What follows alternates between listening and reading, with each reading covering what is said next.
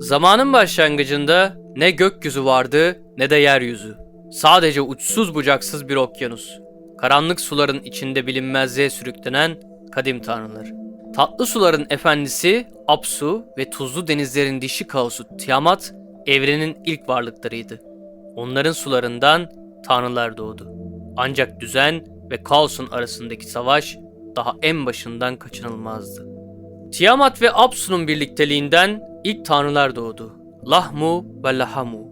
Onlardan Anşar ve Kişar. Sonra da göklerin tanrısı Anu ve bilgelik tanrısı Ea dünyaya geldi. Ancak bu yeni tanrılar eski varlıkları rahatsız etmeye başlamıştı. Genç tanrıların sürekli büyüyen gücü Apsu'yu endişeye düşürdü.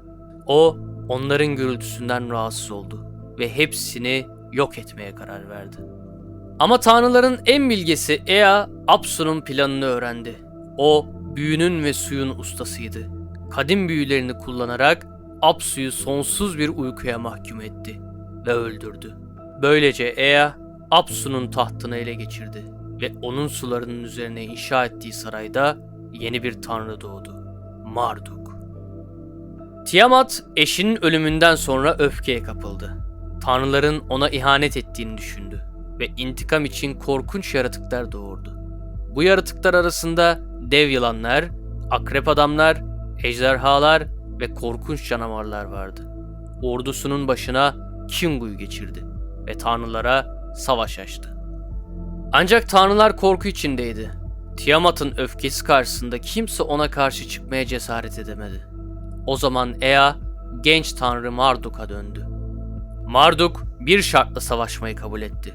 Eğer kazanırsa tanrıların en yücesi olarak ilan edilecek ve mutlak hakimiyet onun olacaktı. Tanrılar kabul etti ve Marduk savaşa hazırlandı. Savaş günü geldiğinde gökler sarsıldı.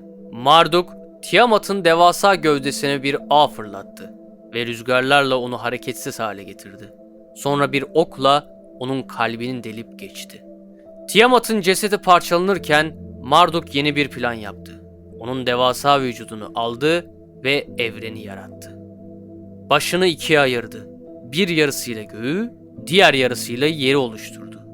Gözyaşlarından nehirler aktı. Saçlarından bitkiler yeşerdi. Boğazından bulutları, nefesinden rüzgarları yarattı. Evren şekillendi. Ama bir eksik vardı. Tanrılar yorulmuştu ve onlara hizmet edecek birine ihtiyaç vardı. Tanrılar Marduk'a başvurdu. Bizi bu işten kurtar dediler. Marduk çözümü buldu. Kingu'yu öldürdü ve onun kanından insanı yarattı. İnsan, tanrılara hizmet etmek ve onların tapınaklarını korumak için yaratılmıştı. Babil şehri kuruldu ve Esagila tapınağı inşa edildi. Marduk'un onuruna büyük törenler düzenlendi. Onun için dualar edildi. Tanrılar Marduk'a 50 kutsal isim vererek onu tüm varlıkların hakimi olarak ilan etti. Babil yaratılış destanı Enuma Elish yalnızca bir mit değil, aynı zamanda Babil uygarlığının güç ve düzen anlayışını yansıtan bir metindi. Marduk, kaosu yenerek düzeni sağladı ve Babil'in yeryüzünün merkezi olduğuna dair inancı pekiştirdi.